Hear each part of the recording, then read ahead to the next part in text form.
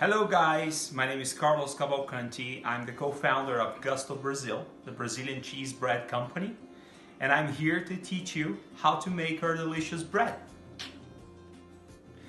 So guys, the most important step as far as preparing the bread is preheating the oven. It's very, very important because the bread needs the water that is inside to get cooked. But if you put the bread, if you put the rolls there and you start the oven after, you're gonna lose all the water it needs to grow and get very soft and delicious, okay? So, basic, I'm pretty sure that I don't have to teach you guys how to preheat it, but it's basic. And ovens, little ovens like that, and it's pretty much, and I believe that this is the kind of oven that you all are gonna use. The temperature should be 425, not less.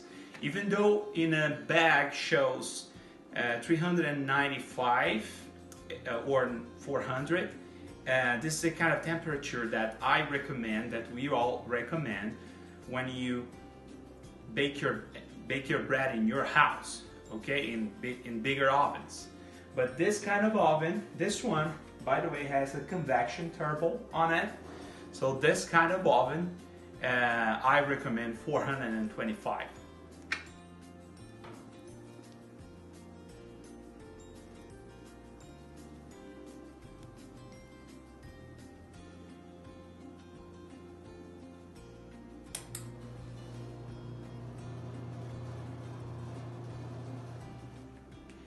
So guys, I don't know if you noticed, I set up the time at the highest level, which is for this oven here is 90 minutes.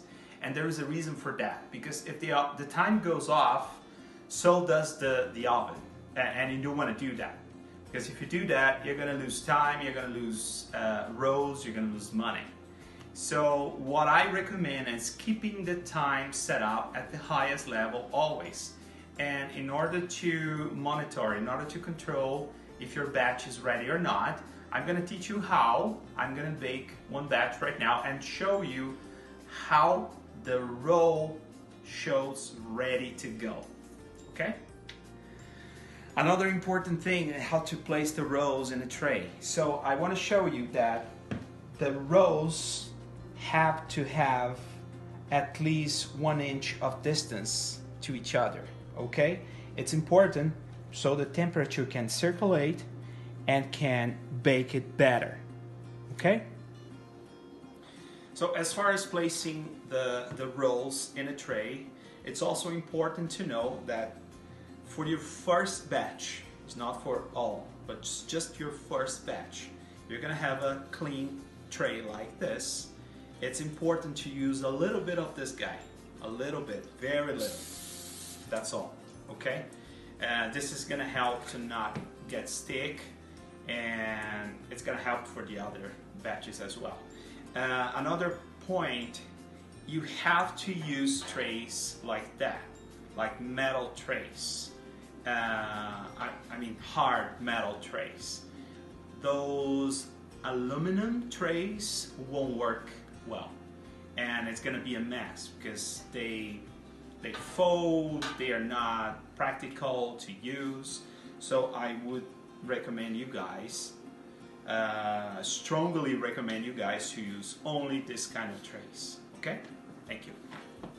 Another important point as far as baking cheese bread is that this kind of ovens, they don't cook evenly. So you might have, when the cheese bread, let me show you guys here, when the cheese bread starts changing its shape like this, starts getting a little rounded, it's time for taking off, doing this a little bit, and turning them around. So this is how it's supposed to be, okay?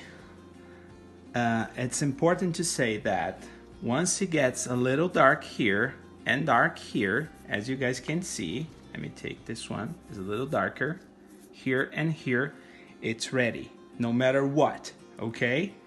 This is the biggest it can get. you won't find, at least our cheese bread won't get any bigger than this, okay?